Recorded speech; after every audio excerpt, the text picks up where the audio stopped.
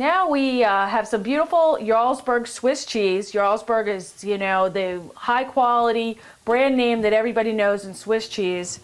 Really nice looking, the real deal, that goes in the Quiche Lorraine. And I like to grate it fresh. If you get already grated cheese, it dries out and it's just not nearly as good. And you really can notice the taste difference, I think. I'm going to cut a hunk off. I'm going to take our grater,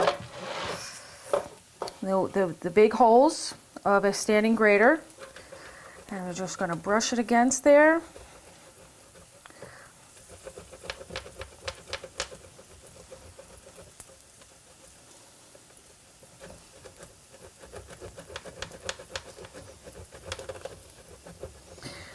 We need about half a cup of freshly grated Swiss.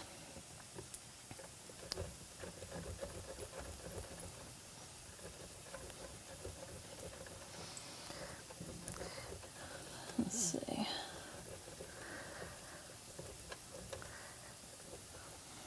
Let's see how that looks. Oh, that looks good. Let's do a little bit more.